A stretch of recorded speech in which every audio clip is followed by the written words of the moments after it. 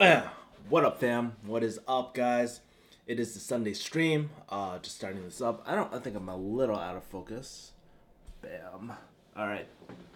While my camera is adjusting, sorry about the selfie on my face, motherfuckers. If you can't tell, I'm actually a little sick today. But I want to tell you a cool story today. Before we start off, if you're watching this on the replay, make sure to subscribe to my email list below so we can stay in touch. Actually, yesterday I sent out a cool article that took me a little while to write. Oh my god, CJ on Yes was like, oh my god, 10 years. I would have been discouraged. If you guys haven't read the title of this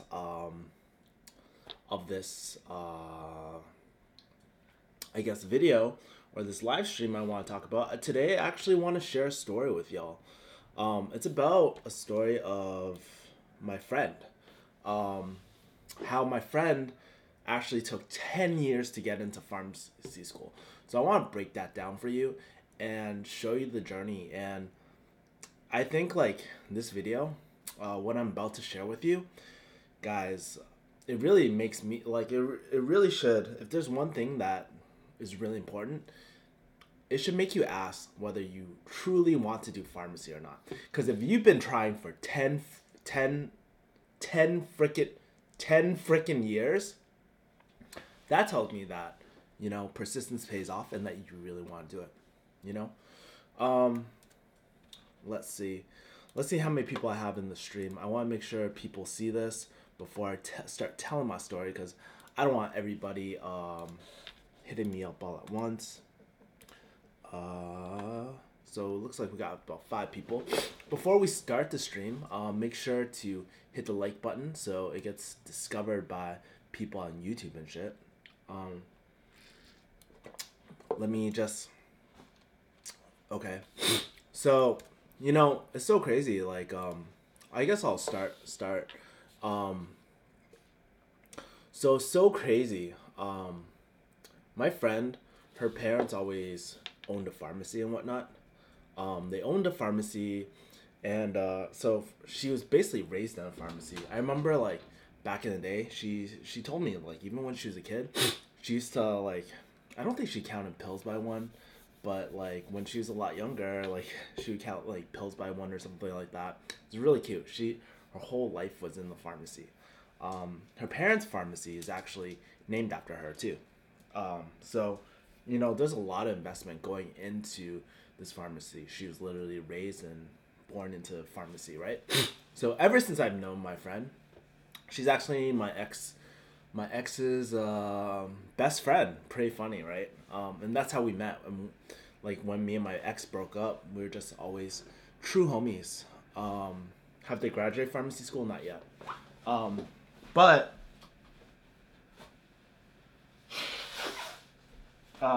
yeah, so she's always grown in the pharmacy. She always wanted to do pharmacy. She like this was her whole life, right? Um, so I'm not sure why she didn't go to MCP.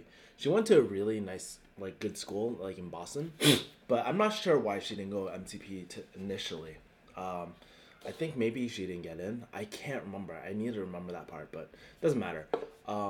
We both go to under like a traditional undergrad like program. Hey Seton, what's up? Cranky Apple, what's up? Um, yeah, so we're both in the same city, doing undergrad. We're at different schools. She goes to state school. I go to like my engineering school, but we always stayed in touch. And I remember, about junior year, that's when you decide to, hey, I'm gonna apply to pharmacy school. Now my friend, she really fucked up pretty hard. Um, she's not dumb at all. She's actually pretty damn smart. I mean, she got in, just to give you a frame of reference, like the high school that she went to, it's a testing school in Boston. I'm not sure if you're familiar with Boston Latin, um, but it's a testing school. Out of all the testing schools back in the day, that was like the hardest one to get into. So she wasn't dumb, but you hang around those like cool kids too much, you start doing bad things. Started doing like she do the amount of smoke and all that. she's pretty ratchet, or not ratchet, but she I don't know. I guess she hung around the wrong people and stuff, and I don't know. So like she's not dumb, but her study habits were never really that great or something like that. So she actually did really really bad in undergrad, and I remember that her GPA was like under a 3 or something like that. Pretty hard. I mean, to get into pharmacy school like that, you know. So she applies, to MCP HS the same year as me, and um, I got in, but unfortunately she didn't, and like her whole family is like full of pharmacists. Like her dad's a pharmacist. Her sister is like a really not like a retail pharmacist, but she specializes in cardiology and stuff like that. I think her other sister did some sort of pharmacy too. I think also worked at like at some hospital and stuff. Anyways, that's besides the point. So you can tell like everything's banking on her to go to pharmacy. She has a pharmacy named after her. Her whole family's in pharmacy, and she didn't get in. I remember like, dude, it crushed her so bad. It crushed her a lot, and seriously, I can't imagine what she was going through like during that time. It really sucks. But anyways, so I go to pharmacy school, and she was like, "Oh man, I don't know what to do." And like for a few years, so I finished pharmacy school. I know she's applying over and over again, but it got to the point where people at my school at like I think they're telling her that you'll never ever get in, and that's the number one thing I hear a lot, which actually pisses me off a lot. Like you'll hear advisors, people in college, right? College advisors be like, you can never get into pharmacy school. Well, fuck you, dude. Like, seriously, that shit pisses me off. Because, one, you're not admissions. Two, why the fuck would you ever say that? I know, like, sometimes you want to give a reality check, but there's a lot of shitty advisors. And honestly, it's just projection. Because sometimes, maybe these advisors, they want to go into pharmacy school, but they never got in. Why the fuck would you tell a kid that? Why wouldn't you structure the question to be like, hey, how do you think you can get into pharmacy school? So all this time, like people are saying she can't get in. Admissions was like, you'll never get in with your grades ever. That's imagine how discouraging that is. It's actually quite sad. Sutton says, "Sup, Kev? Is that the same In-N-Out coffee from yesterday?" No, I have actually 10 like I've been buying a lot of In-N-Out coffee, but it's actually green tea. I just reused the cup from today. So you're like, you drink old ass coffee, Kevin. Nah, just no. I need to get my merch out. I actually have my friend doing my merch right now for me. So I'll let you guys know whenever that comes out. But anyways, yeah, so her advisor, people like are talking shit, and she's like, fuck. So she tries working. I think she does lab work for a little bit. I mean, because she graduated with like a bio degree. I think this was the scariest like thing for me personally.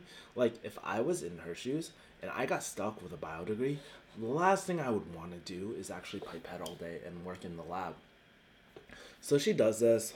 It's all right. I mean, pays bills and stuff. Um, it's just okay, But I guess she keeps on applying. She keeps on getting denied. Same process over. And then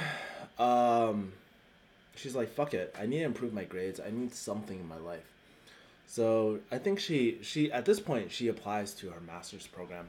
I don't know how she did grades wise in her master program, but I know like she did her master's program, and I honestly from that point I personally thought she stopped applying to school. I didn't know after all these years she's still applying. She still wanted to do pharmacy. But yeah, she did her master's program in some sort of like health administration or some shit like that. I don't know. I don't really know. But yeah. But earlier this year, apparently MCP, like this is rumors. I don't know if it's actually true, but they're saying that they redid some of the missions. They a lot of different like faculty have been moving around since the whole like probation thing, because I guess Boston was on like probation or whatever, and they didn't want um, Worcester to be like my MCPHS Worcester to be in the same situation. So they restructured a lot of things. Anyways, this year she interviewed, and after 10 years she got in. You know, I remember she was just telling me like, oh, she was just telling me like she was in the room with the interviewer. It was kind of awkward at first because her and the interviewer were in the elevator. Oh my god, elevator pauses are probably one of the most awkward things in fucking life. Honestly, no lie, that shit is awkward as fuck. Like you're in the elevator, there's another interviewer and interviewee in the elevator too. It's dead silent, and then they go into the room and they're talking, you know, and in front of the interviewer are the transcripts for my friend, and she was like, she just owns it because she can't run away from it. Everything's out on there, and like she apparently so first thing she says is like, hey, I just want to explain myself for my low grades back in the day. I was in a really negative space. I was very young. That was 10 years ago, but I'm a different person now, you know. And I think one thing I love about that is that she just owns her mistakes, you know. So we all fuck up in life. There's always periods where we don't perform like how we want to. And I really like this story because she just owned it. The interviewer was like, you don't have to explain yourself. That was over 10 years ago. My daughter actually is going through the same situation as you. And my daughter's going through the same situation as you. So don't feel like you have to explain yourself. You know, sometimes we just need a second chance in life. And fortunately for my friend, she got her second chance. And then she called me. She texted me. She's like, I got in. I got in. I was like, what the fuck? You're applying to pharmacy school after all these years, man? Like, seriously, like, it's almost been 10 years. Like, it's almost been 10 years. But so, we're playing phone tag because I was trying to congratulate her on the phone and stuff. I feel like for those moments, you definitely can't just send a text, be like, congrats, good for you and shit. That's so impersonal. I know for the longest time, it meant so much to her. So I shot her a phone call. Also sent a card over, and in the card, like, I like to handwrite cards a lot, just because I feel like it's very personal. These days, people just don't take the time to really to really congratulate and celebrate things or be very thankful. And I think taking a card is really cool because you're setting aside time, focusing on that one person, just to give them your undivided attention. So yeah, man, like I was like, hey, like, hey, first of all, congrats. Um, you of all people, like, deserve this so much. There's not too many people that I would know that have the persistence to keep on going again and again and again, applying to pharmacy school, even with constant rejection. Even when people are talking shit, you still pushed on. And that's a huge feat in itself. And I was like, I know one thing though. You're probably worrying whether you're going to make it through school or not. And because I know my friend, she always fucking worries, right? But I was like, dude, you got this. You got this. Know how I know? If you can figure out how to get into pharmacy school after 10 fucking years of hard persistence, and it's a goal that you really wanted to do, hey, you're good, man. So, she called me right away. She's like, thank you so much for the card. And I talked to her a little more. And I'm just so happy for my friend. Like, I was, like, really, really happy. Because I always believe, like, the final thing about Refugee Hustle is, like,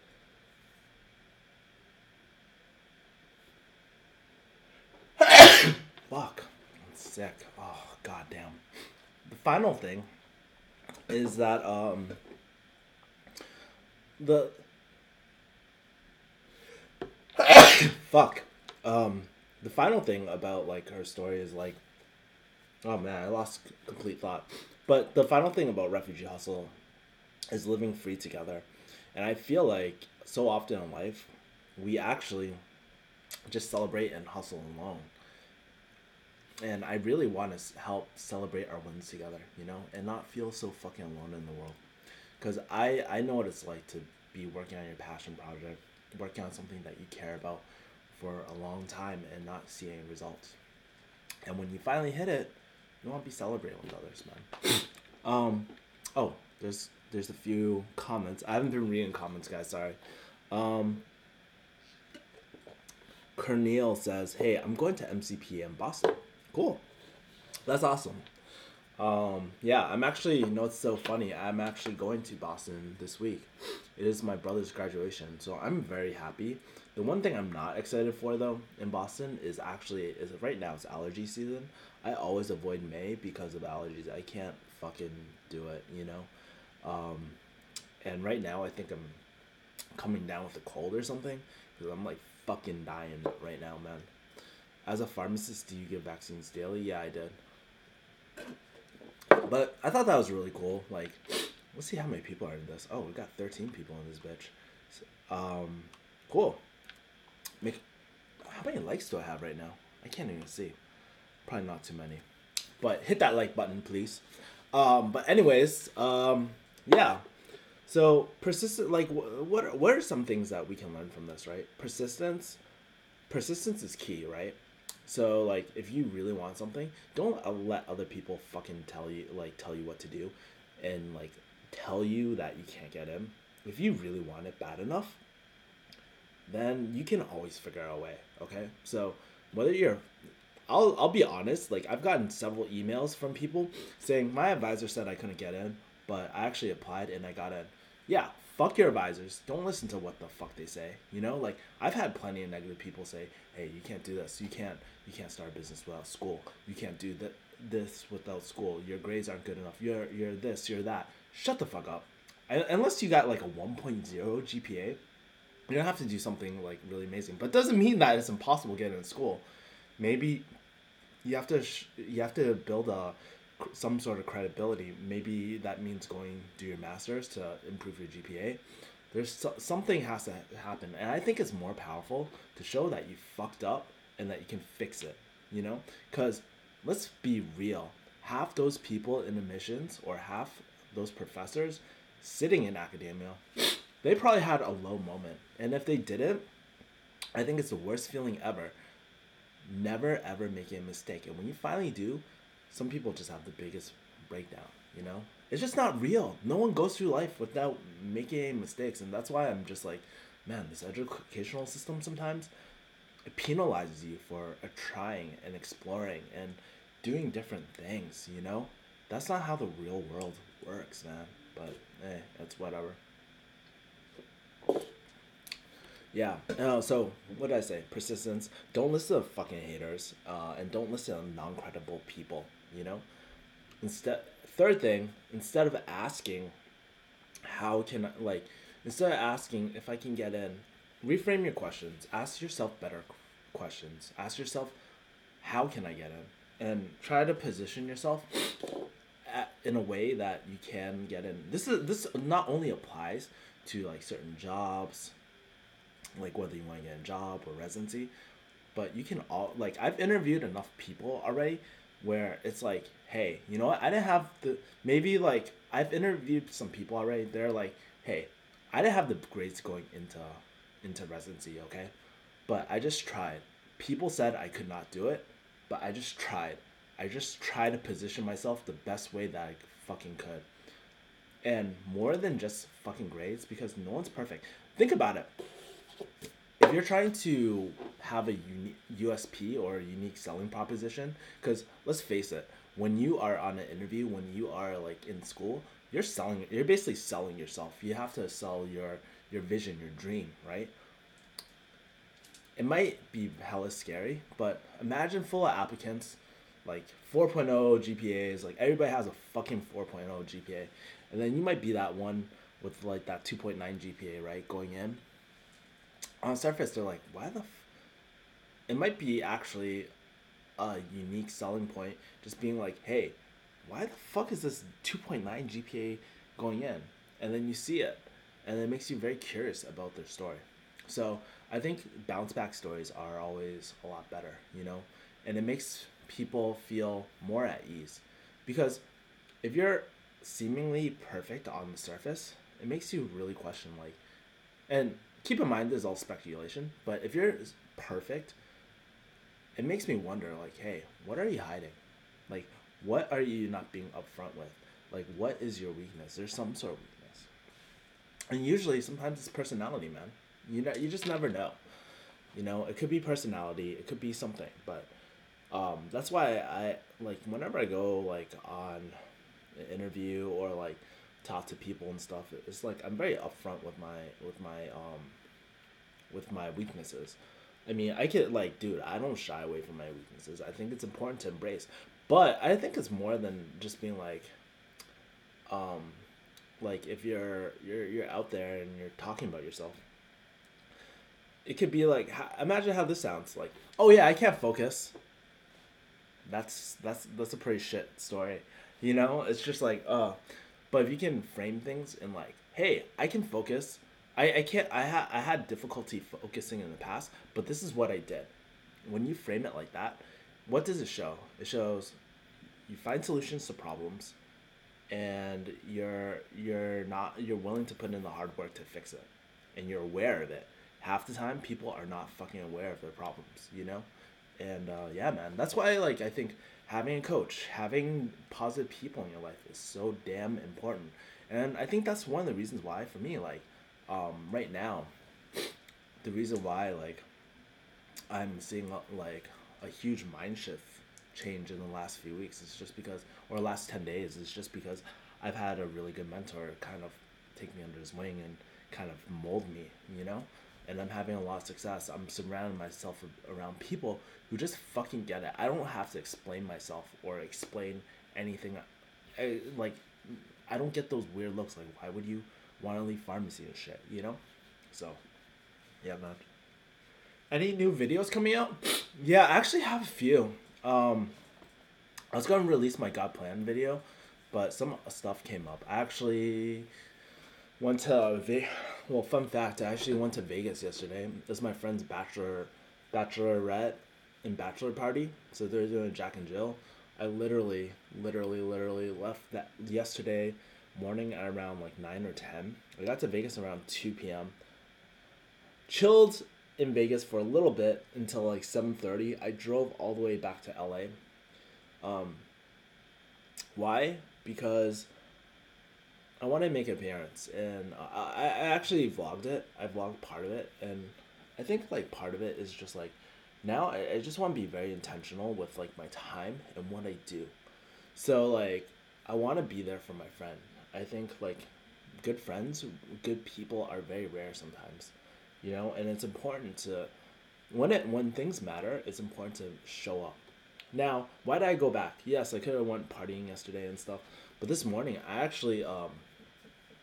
was actually my friend was actually hosting a workshop, and he was talking about how he built his online business, like coaching business, only during the weekend, and he made $13,000 a month doing it in less than like I don't know, it was like what's August, maybe half a year. It's pretty fucking crazy. So I want to go that. I want to meet cool people, and you never know. Maybe I can help close for them. Maybe I can do something with them. I don't know. There's no guarantees, right? But if I circle myself around like a group of winners, then I have a higher chance of being in a positive mindset.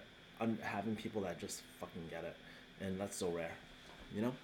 So yeah, that was what I've been doing. I've been like pretty busy for most part, but yeah, man. As for new videos, I have like a lot of videos. I should really look into a video editor or something like that, man. But yeah.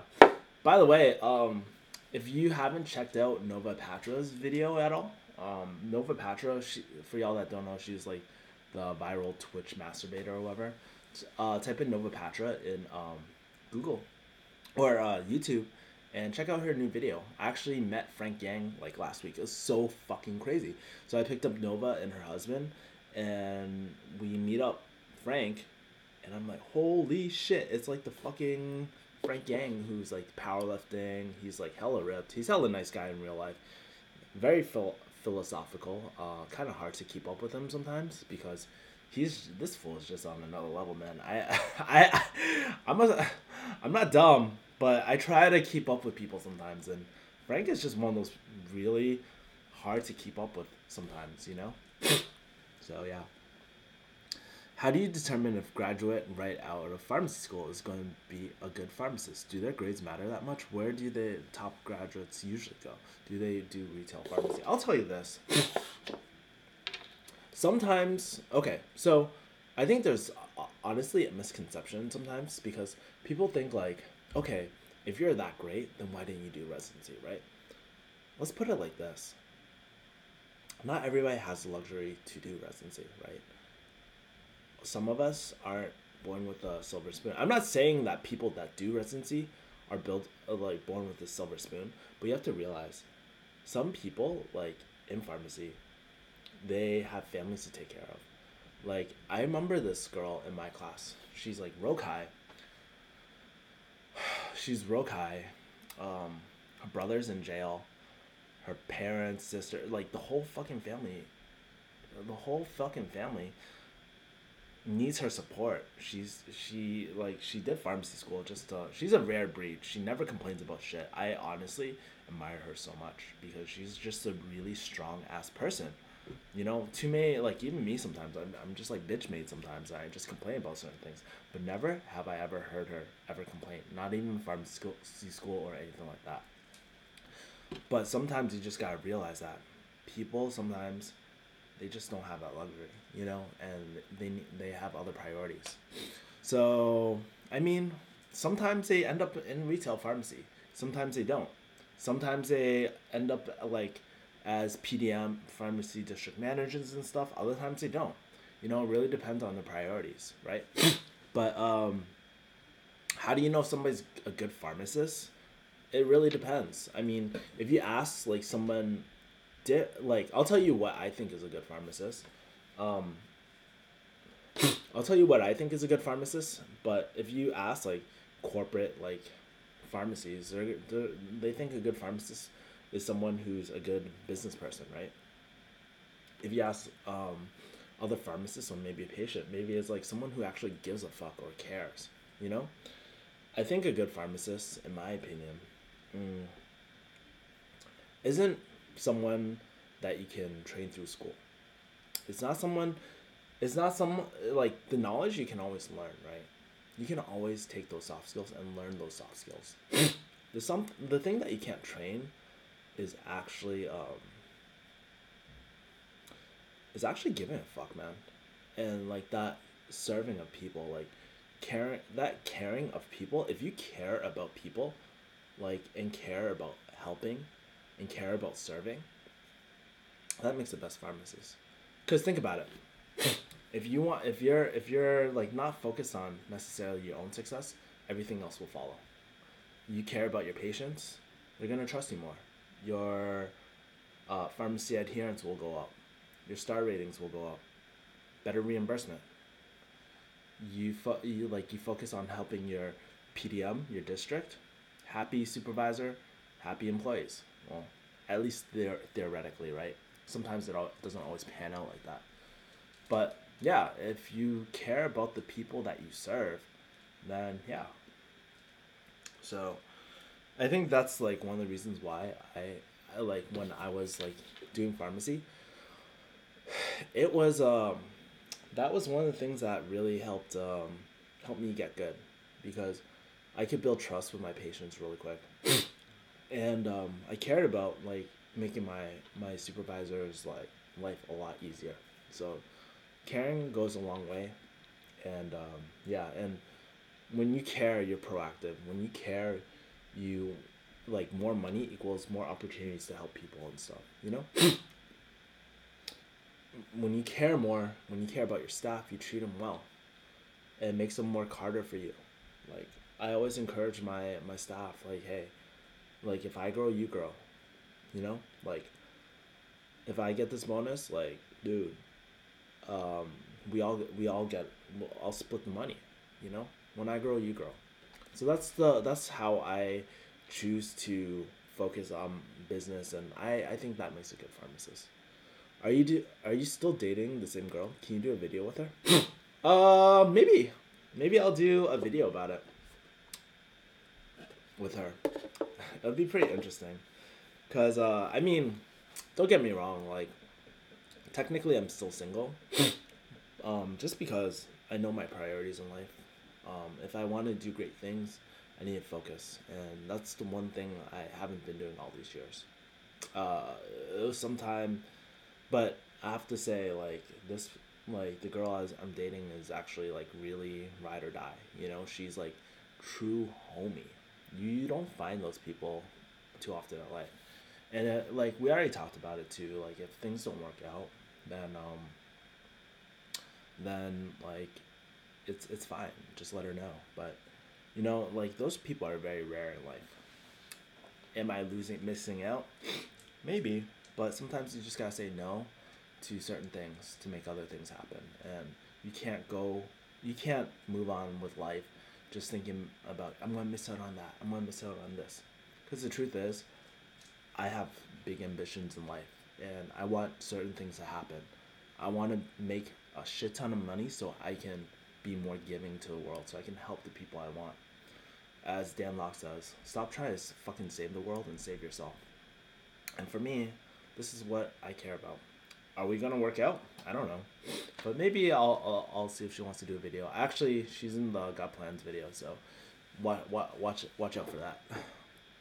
Damn, is he as crazy as he is in his videos? Yes, I won't say crazy. He's very eccentric, and he's kind of hard to. I'll be like this. Frank Yang is very hard to follow. So yeah, check out Nova's video. Maybe I'll link it so you guys can watch it after. But I'll link it later. I'll link it on the replay. Yeah, man. I checked out your article. It's wicked good. Thanks, man. I want to make that a cornerstone article. I spend a lot of time on it because I spend a lot of time fucking focusing on everything. It's why I keep my fucking vision board here every single fucking day. So I fucking remember my goals. No more of this, oh, I want to be successful bullshit. No, I know exactly what I want to do.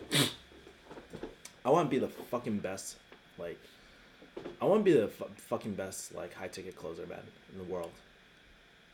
You know? I want to help people in my life and not just talk about helping people, but actually fucking want to do it. You know?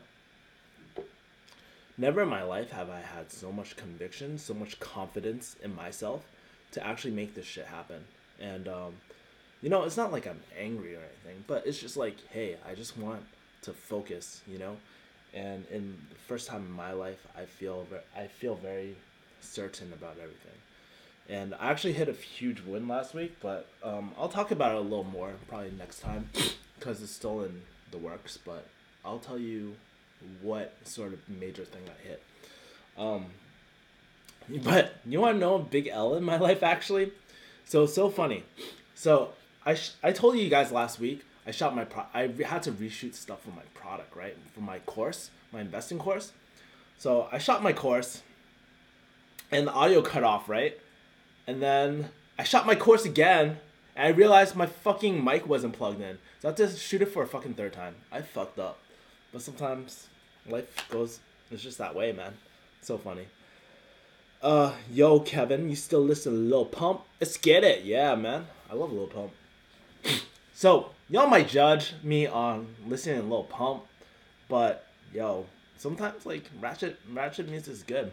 I actually, you know what's so funny? Speaking about all these little, like, rappers and shit, I've actually been watching, like, Lil Tay.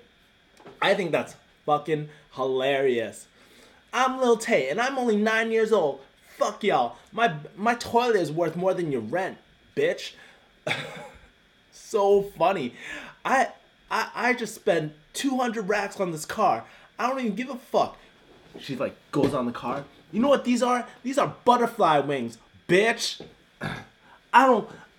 I drive around in Hollywood Hills, and I'm 9 years old. I don't even got a license. I'm not even gonna get a license. I'm like, God damn, little Tay with the fierce focus, man.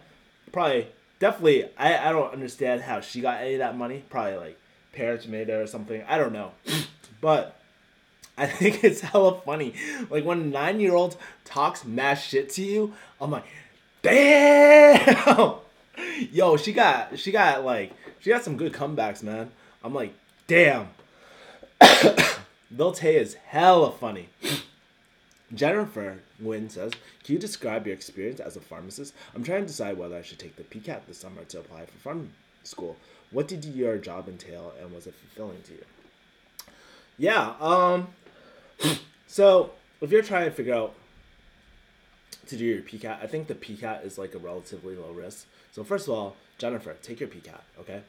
Second of all, oh, Medit is in the house, motherfucker. What's up? Yeah. Okay, but you want to know like what is a pharmacy like career like, right? For me, it was very okay. So it was. I'll answer the second part of your question. Was it fulfilling to you? Yes, it was actually very fulfilling to me. It felt good, really good, being like top in the district, like top dog, like for sales. Um, really hustling hard in that aspect. Felt really good. Trying to like really caring for my patients. Like I know a lot of my patients by first name. Like they'll come in and I'll be like, hey, what's up? Even when everything happened and I left. Even when everything happened and I left, my patients still keep in touch with me. I was like, so funny. I was actually at the massage parlor the other day, and one of my patients, he has like a Thai massage place. I used to go there to get massages, but we were just shooting shit. He's telling me about how he used to he used to do heroin in Thailand and shit. I was like, God damn! But that's very rewarding, and when your patients care enough to bring you certain treats or certain snacks or certain like they go the extra mile for you, and you realize that you mean a lot to these people. That was very, very fulfilling. Now for the unfulfilling part.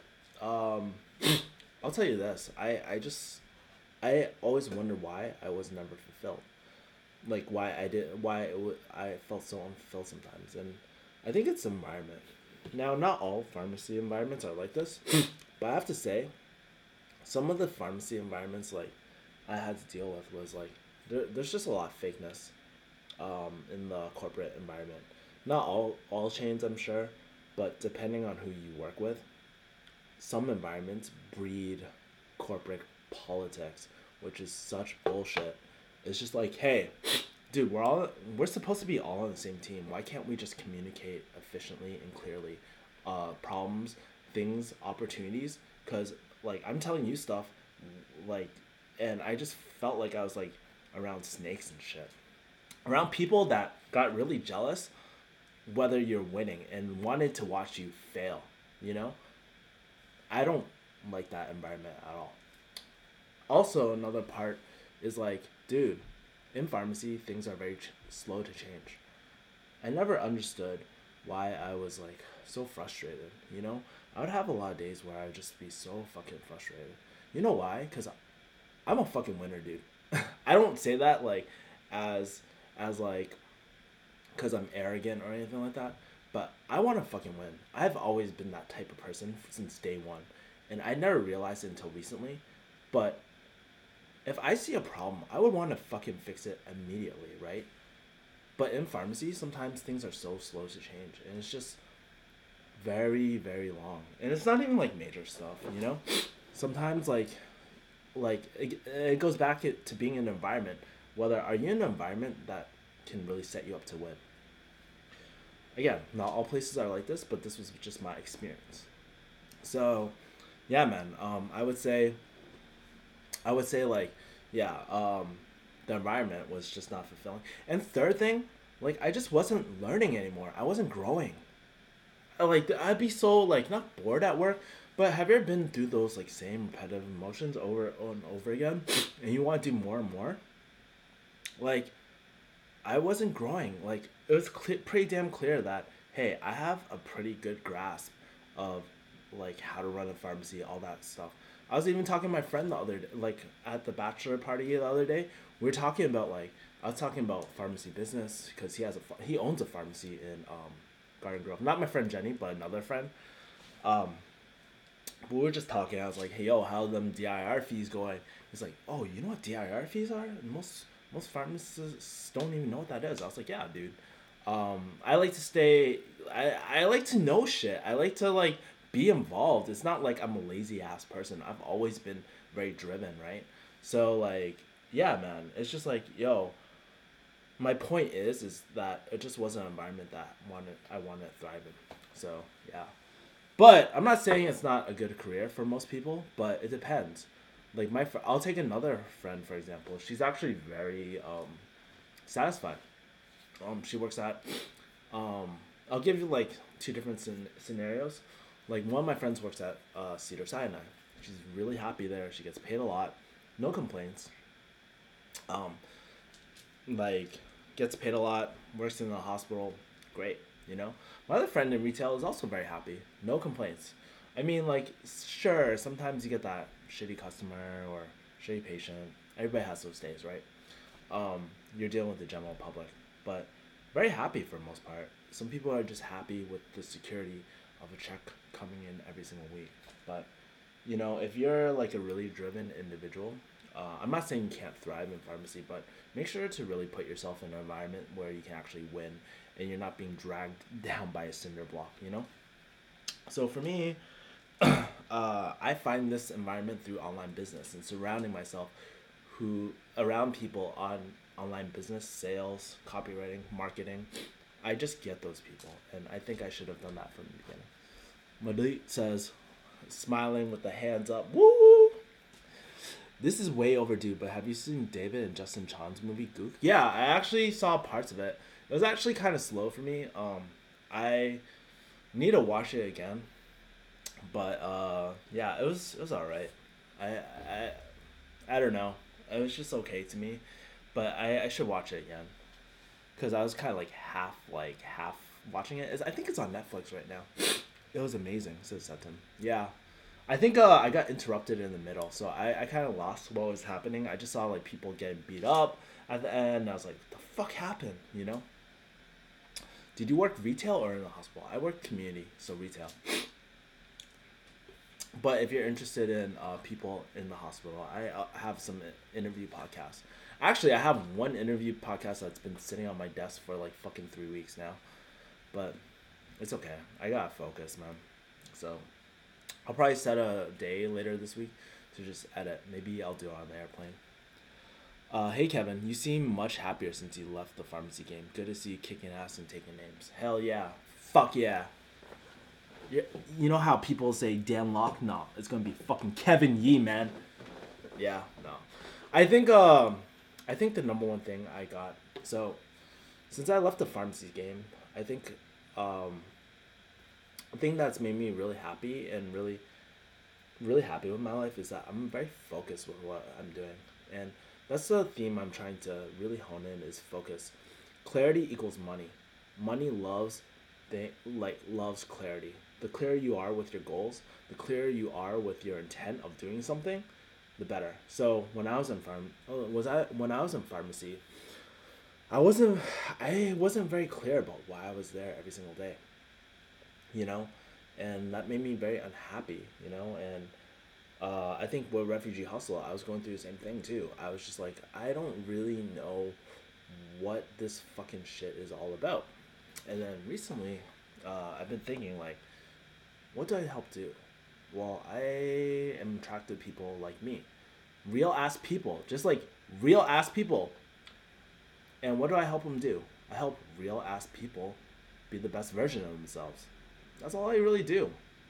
And that's why I have on my banner for Refugee Hustle, rethink obstacles, hustle creatively, and live free together. I feel so strongly about that, you know, because that's pretty much my whole fucking life, man. So yeah, man, I've been very happy because very clear on my goals. I have good mentors. I'm in a good environment right now, and I feel like for the first time, everything's coming together. I'm starting to see everything like like finally the come up, you know, but it's not there yet. It's close, but I'm not there yet. And yeah, it's been a lot of reprogramming and good people in my life, and I'm so grateful for the life I've had. Every single morning, I start off with like gratitude, try to envision everything that I want to do. Um, yeah, and it was the biggest kick in the ass seeing my father pass. You know, I talk about it like read my refugee hustle article after this thing. Go on refugee hustle, open another tab, go to refugeehustle.com, read my article because it's the most personal. It's I want to say it's definitely one of my most personal articles on there. And tell me what you feel after. My dad. So for y'all that don't know my story, so around December, I lost my job. I lost. My dad was rushed to the hospital, and I got to promise two things to my dad before he went. Well, so my dad went into the hospital. Apparently he had a heart attack. He was so fucking stubborn that he didn't even realize he had a heart attack. He was rushed into surgery because his heart was failing. They wanted to install pumps. They wanted to do a lot of different things, and it was really really tough. I was actually shooting a lot of videos during that time too, so I talk a lot about my experience with my dad and stuff. It was very hard for me. So my dad goes into surgery. 2 weeks later, um, we had to make the decision. Like, he wasn't hitting benchmarks. His organs were failing. He had jaundice. He had all those classic things that you see in farm school, like breathing tube, everything, man. And he was sedated most of the time. It's very hard watching a parent like fade, and that's one of the hardest decisions. Watching like when your parent becomes the patient, and you know that they're not gonna make it. It's hard, man. So right before we pulled the plug on him, I promised him two things: take care of mom, and I would be a millionaire. And my dad always encouraged me, even back in the day, like you should open up your own business. That's the way to freedom. And so that's why I feel so strongly about business too. It's just because my dad wanted that for me. I want that for myself too. It's not only my dad. And I want to be a millionaire too. And my dad always wanted to die a millionaire, but he's so damn close. He was like pretty damn close to being a millionaire. But it didn't happen, and then we pulled the plug. And from that moment, I was just like, what the fuck am I doing with my life? I'm doing pharmacy, but I'm not happy, and I'm not taking control of my life. I'm not focused. Like, what the fuck, man? Like, it was a real big wake up call for me. And yeah, sometimes we just need those wake up calls in life. My I also turned 30 and all that sort of stuff, and I was doing my course and stuff, and I was just chugging along, but I was very lost, man. I never really told you guys, like, well, I talk a lot, right? But it was a very lost time for me. I went through depression. I went through this period where I couldn't even talk to my mom. She just fucking drove me crazy. Her negativity and shit. And I was just like, what the fuck am I doing with my life, man? I'm so lost. I wasn't getting job interviews because it felt very saturated. But I also wasn't giving my 100% into job interviews too, because I had this dream. I had my vision board, man. It's a fucking vision board. So I only created this maybe last week or so. So then what happened? I joined Dan Locke's course. That really helped. Started surrounding myself around kick-ass people. I started really focusing on my course rather than just creating content all the time on YouTube. That's why you haven't been seeing a lot of like content on my channel, is just because this is kind of like on autopilot, like it's just maintenance mode. So yeah, man. Thanks Tim for realizing that. But yeah, ever since I joined Dan Locke's course, it just really helped me, just because I have a mentor now, and I feel very focused and confident in my decisions. I have a community that understands me, and I don't ever have to explain myself. When I tell my friends I'm a high ticket closer, or that I want to do business, there I don't get those blank looks like, oh, that's cool. What is that? and I have to go explain it. It's just like, oh my god. But yeah, man, it's just good. And just to say, if my friends don't get it, that's fine. You know, like I don't expect them to get it either. But it's nice to be just sometimes, and they mean well. I know they mean well, but they just don't understand. You know, it's like most people don't understand what it's like being a pharmacist, right? They can never ever understand that feeling as a community pharmacist. They only see the outside, like, hey, you get paid a lot of money, you just count pills and you just talk to people. What's so bad about that? Well, put yourself in those shoes, man. Why don't you just actually listen and try to understand for once, you know? But you can't always expect that from people, you know? People, it's always the it's always the most simplest things can be the hardest things to explain, you know? And I think that's why with pharmacists, right? One of the reasons with pharmacists, the reason why a lot of pharmacists have it's hard to see any value with pharmacists is because when you go to a doctor's office, think about it. They examine you. They physically examine you. When you go to a dentist, they examine your teeth physically. That's something that most people can't do by themselves, right? With pharmacy, what do you see? You see people counting pills. They're like, oh shit, I could do that. Why don't I do that? Is it that hard? But they don't see all the mental processes, and it's very hard to show tangible results to the public community. And that's it's really hard to show what we do, and it doesn't look. It makes us look like we're not specialized in anything, you know. So that's the problem with pharmacy. I don't have a solution for it, but now that I'm starting to understand more about focus and public perception, that's what I see. And I'll tell you this. I mean, I still pharmacy is very dear to my heart. Okay, if you follow my channel, you're not following it for pharmacy. Okay, you're following it because you like me. You fuck with the person I am, not just pharmacy. So, of course, a lot of my friends are pharmacists. I bring pharmacy guests on my thing, talk about pharmacy. But if you're only interested in pharmacy, look somewhere else, man. Because this is my personal channel, and it's just who I am. This is the person I am, and I want to help inspire other people.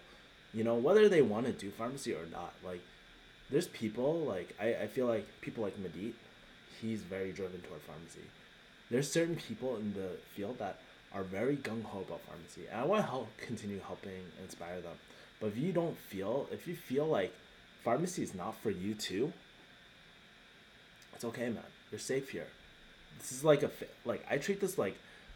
I treat my YouTube like my fucking family, you know? I delete half the fucking rude ass comments, you know? Some on my more viral videos, it takes a little longer for me. But, you know, like, I treat this like a fucking family, you know? Because you guys fuck with me since day one, you know? I never had to ever fucking, like, a lot of the people here, I never ever had to explain what the fuck I was going through or anything like that. You just fucking got it, you know? So, yeah, man. That was like a really long talk. I probably like lost half my audience during that. Actually, what the fuck? It actually gained. Cool, dude. So make sure to hit that like button so this video gets seen and shit. Hey Kev, I gotta go to MCP Worcester right now. I'm going to summer for P1. Any PPP lab tips? Farmers. Be on time, man. Be on time. Have fun. Prepare best you can, but I mean, there's nothing really I can tell you. Just trust me. Sometimes you have really frustrating moments, man. And Ahmed, yeah, man. Be on time. Make sure to be on time and just try to follow instructions as best you can. Sometimes, like, you might get into arguments with certain preceptors and shit, but it is what it is, man. Just do your best. I think half the people that failed just don't show up. I think people don't realize that 75% of pharmacy retail chain sucks equals low job satisfaction and unhappiness. And honestly, you know why it's like that too? I have to say, is it the chain's fault? Probably too. But we also have to look in ourselves and take responsibility for it. Like, it fucks us all when we undercut ourselves. I understand everybody gotta eat, I've mentioned this in one of my previous comments before with someone, but it's just like, dude, the lower we undercut ourselves, the more we don't say shit about certain things, because we're too scared to get fired. It's just gonna continue going this way. It's just a really bad. It's just a really bad circle, man. That's why I like, dude, don't take shit from people, man. Um, I know it's easier said than done because some of us, we have people that depend on us.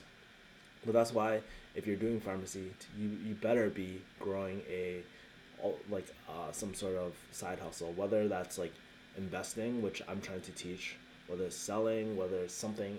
Start generating more streams of revenue. You know why? Because it gives you the ability to say fuck you, you know? And that's what I really want to show people in the future with this channel. I want to show people how to say fuck you. I don't let anyone treat me like this. Will chains like it? Probably not. But they, like, honestly, chains aren't people. Corporations aren't people. Big companies aren't people. You know? We have to look out for our own well-being and take care of ourselves. And it all starts with saying no. I'm not tolerating this shit. No, I'm going on fucking lunch. Fuck you.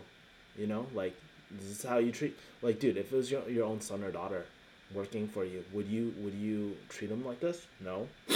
Treat your people good, and they'll treat your people well, and it'll pay back, you know. But it's, I don't know, the larger an organization gets, the harder it gets. You know, you can't have a family feel like with a corporation that is like over like when you have like almost hundreds of thousands of employees. It's hard, but not impossible. I don't know how Costco is, but it seems like they have their shit. They treat people well. You know? Green Tea says, hello. Rex says, Stoke. Thanks, man. You're awesome. Why is dating tough in Boston? I don't know, man. I don't date in Boston. By the way, let me know in the chat if you guys want to... If there's anybody in Boston that wants to meet up, because I'm actually coming back next week for my brother's graduation. Let me know. Let me know in the chat right now, like, if you are in the Boston area, you want to meet up. I might be meeting a few, like, Boston people, too. Maybe I'll do a small, like, meet and greet. I don't know. I don't have that big of a following, man. But I just feel like it would be cool to just meet people. Just let me know.